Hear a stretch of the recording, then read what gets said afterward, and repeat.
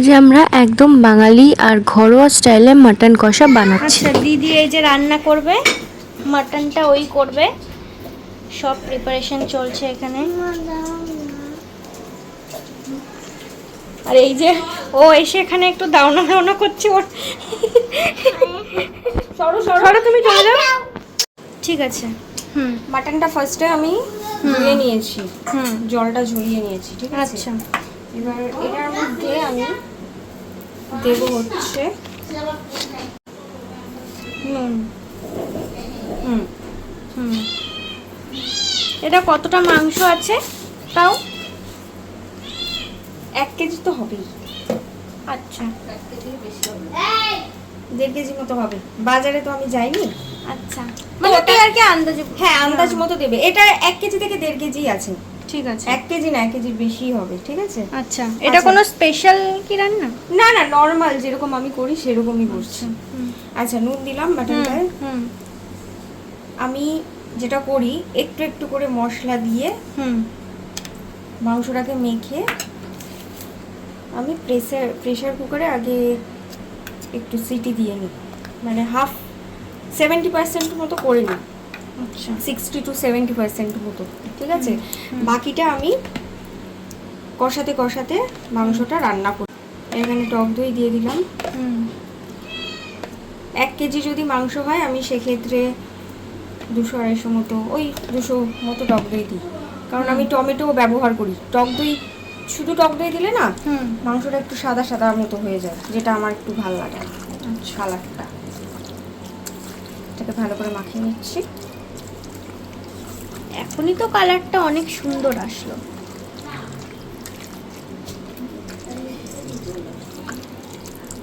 এখন আমি একটুখানি দেবো, একটুখানি সর্ষের তেল দিয়ে দেবো। ওকে, দারুণ লাগছে, দেখতেও সুন্দর লাগছে।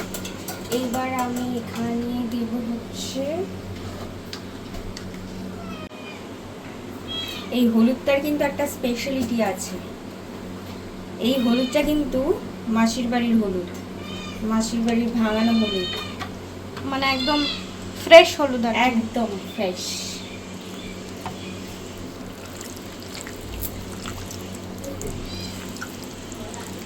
গন্ধটাও খুব স্ট্রং হলুদের। নর্মালি এমনি দোকানের হলুদ সেরকম একটা গন্ধ হয় না। গন্ধটা স্ট্রং। আর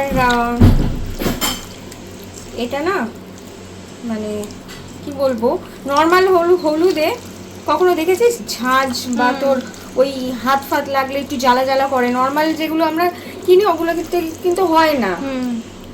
কিন্তু এই হলুদটাই আমি দেখি, মানে আমার মানে স্কিনে দিলে না একটু চিচির করে জ্বলতে থাকে।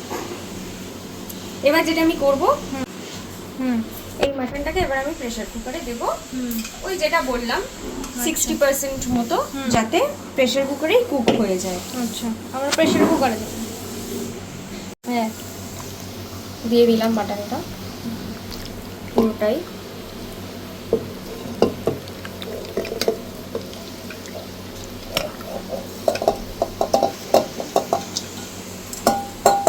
যখন আমি জল দেবো, এই বাটিটা ধুয়ে আমি জলটা দেবো, ঠিক আছে। এর মধ্যে আমি আরেকটা জিনিস অ্যাড করব, সেটা হচ্ছে গোটা গরম মশলা। এটা এমনি ওপর থেকেই? হ্যাঁ,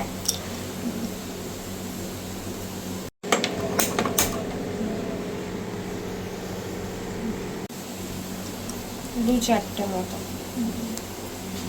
দেখতেও দারুণ লাগছে।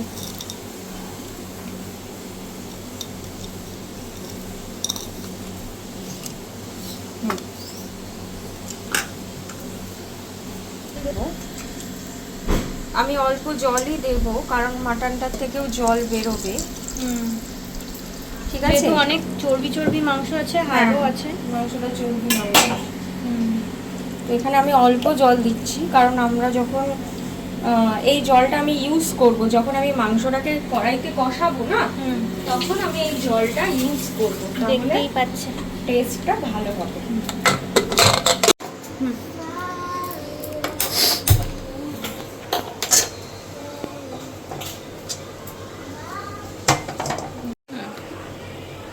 কড়াইতে তেল দিচ্ছি, পর্যাপ্ত পরিমাণ তেল দিলাম। ফার্স্টে আলুগুলোকে ভাজবো।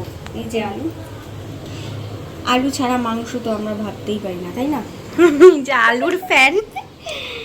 আলুর ফ্যান হ্যাঁ না, আলুর ফ্যান না ঠিক, হ্যাঁ, মাটনে আমার আলু লাগে, আলু ছাড়া আমি মাটন বা চিকেনে যাতেই আলু।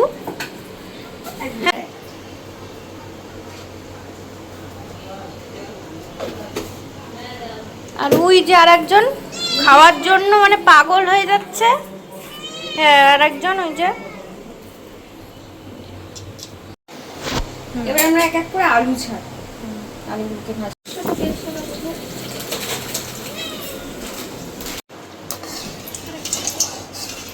তেলটা ভালো করে গরম হয়, ঠিক আছে? তেল ভালো করে গরম হবে, তারপরে আলুগুলোকে আমরা ছাড়বো।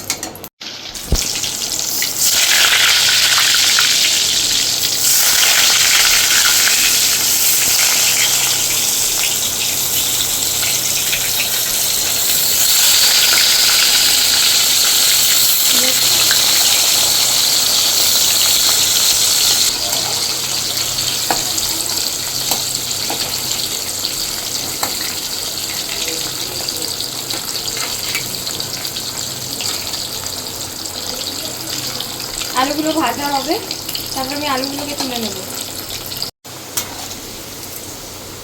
আলুগুলো ভাজা হচ্ছে, অলমোস্ট হয়ে গেছে।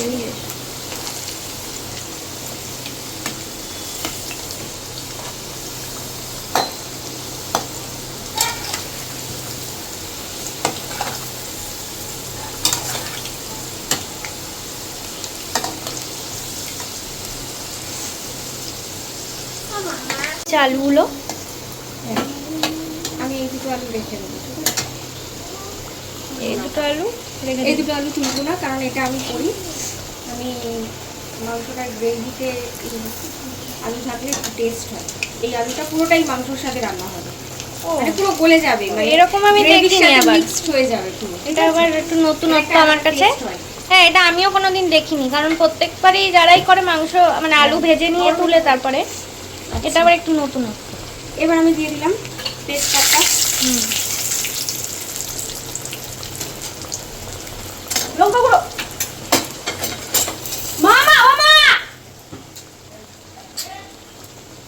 এই যে আমাদের এই যে ম্যাডাম এসে গেছেন, একটু আমাদের হেল্প করবে। ম্যাডাম একটু তাকান ম্যাডাম। এবার আমি ম্যাডাম আলুগুলো তুলছি। ম্যাডাম, হ্যাঁ এবার আমি আলুগুলোকে তুলছি।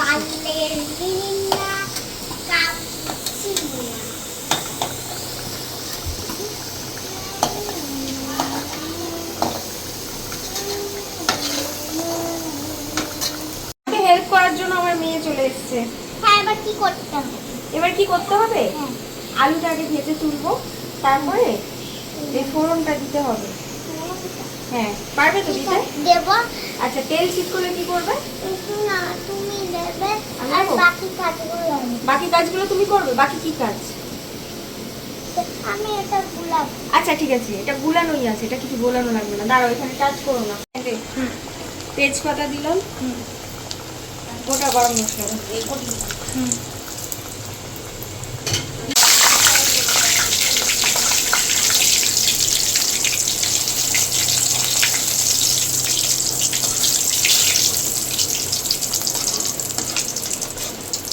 এবার দেবো আমরা পেঁয়াজ,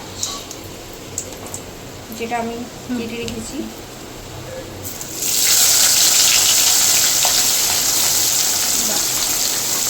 সব আস্তে আস্তে দেওয়া হচ্ছে।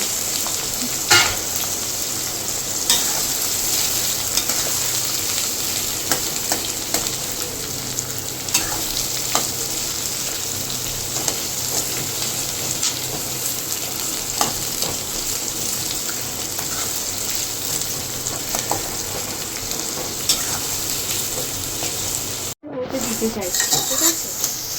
পেঁয়াজটা ব্রাউনিশ লাল লাল হবে আর কি। হালকা ব্রাউন হবে, তারপরে আমি সেটাতে অ্যাড করবো একটু চিনি।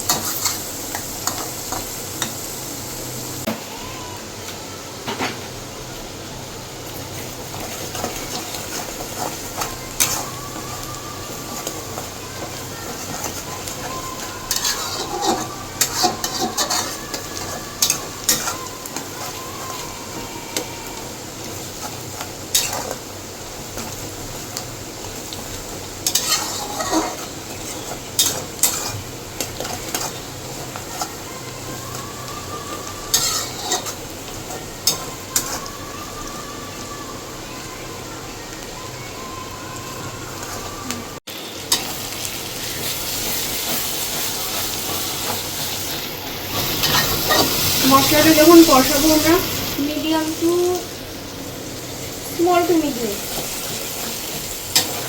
ফ্লেম থাকবে, তাহলে মশলাটা তলায় ধরে যাবে।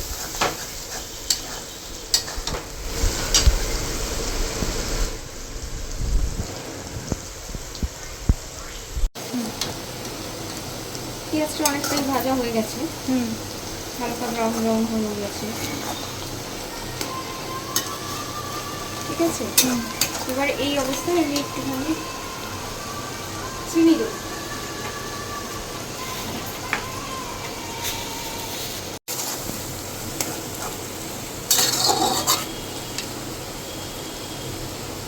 এবার আমি দিয়ে দিচ্ছি টমেটো পিউরি। এটা টমেটোটাই আমি মিক্সিতে পিউরি বানিয়ে নিয়েছি।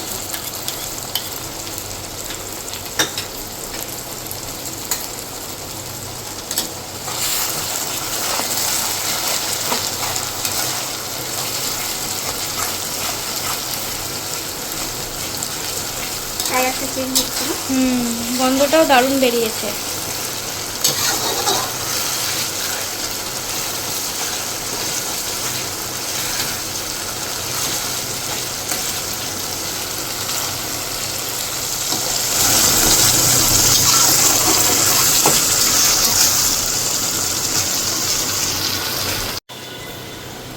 এর মধ্যে দেব আদা বাটা,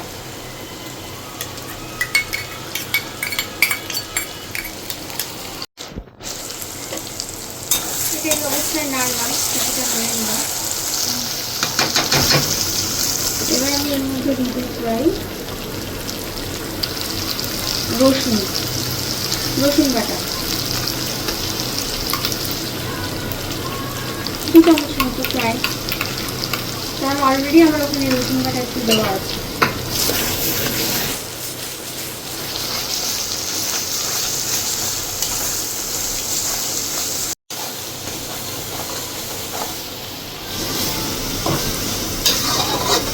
কষাতে হবে এবার, তাই তো? হ্যাঁ, রসুনের একটা কাঁচা গন্ধ থাকে, ওই গন্ধটা চলে যায় কষানো হয়ে গেলে।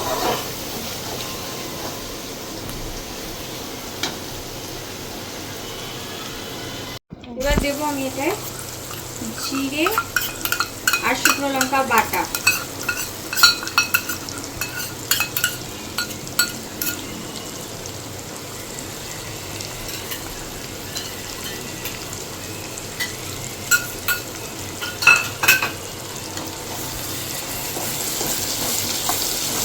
কালারটাও সুন্দর এসছে।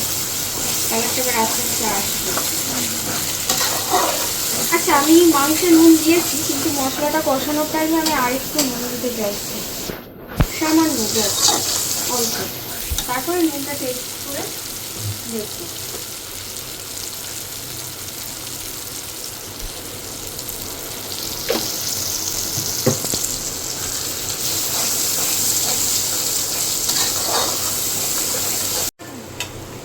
এইবার পড়বে আসল জিনিস,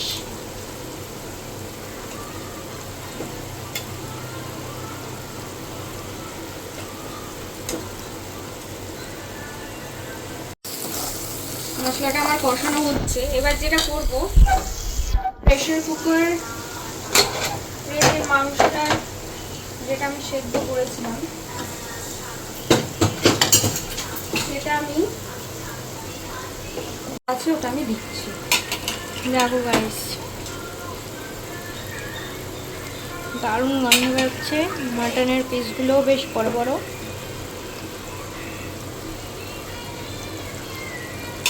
তো সেই হচ্ছে তরকারি।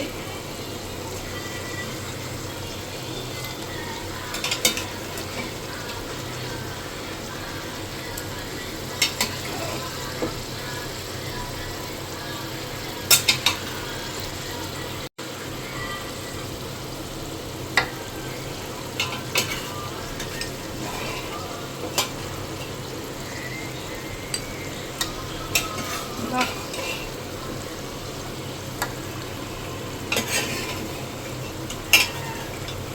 দারুণ একদম।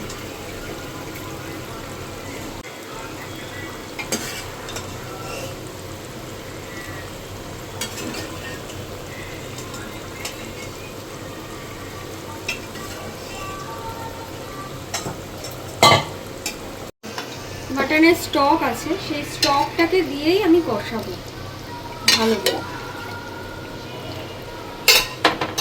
মাংসটাকে, ঠিক আছে?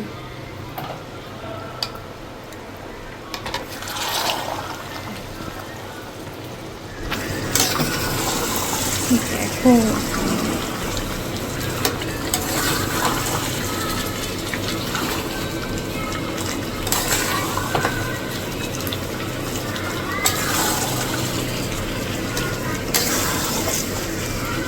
মানে একসাথেই সব কষা হবে, ঠিক আছে?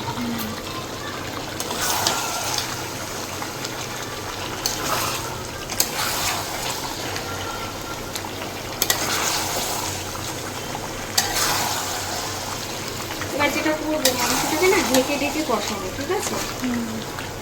মিডিয়াম ফ্লেমে ঢেকে ঢেকে কষাবো।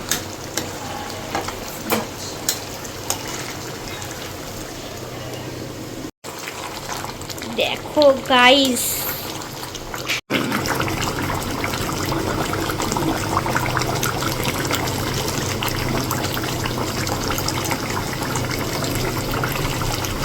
মাংসটা অনেক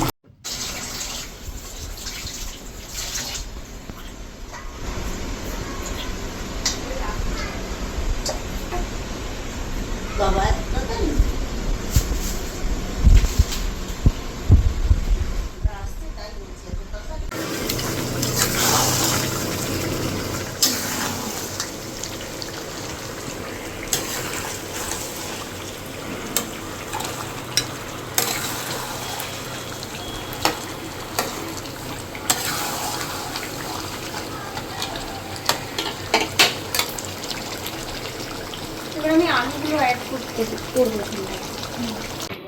দেখেই তো মনে হচ্ছে এখনই খেয়ে নি। এটা কষা হয়ে যাবে। এখন কষাতে হবে, মানে যে জমে যাবে একেবারে। এই যে এটা হচ্ছে আর্টিস্ট আর এটা হচ্ছে আর্ট, না আমি উল্টো বললাম, এটা হবে আর্ট। এই যে এত সুন্দর আর্ট, এটা হচ্ছে আর্টিস্ট। আর্টিস্ট দেখেই বোঝা যাচ্ছে, দেখতেই পাচ্ছেন। দারুণ দারুণ। এটা হচ্ছে আর্ট, ঠিক আছে?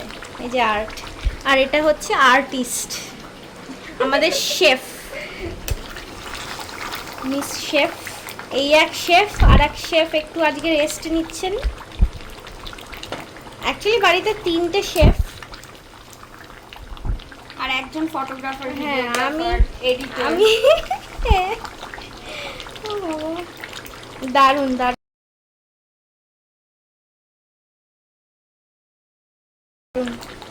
আজকের সানডে লাঞ্চটা হেভি হবে।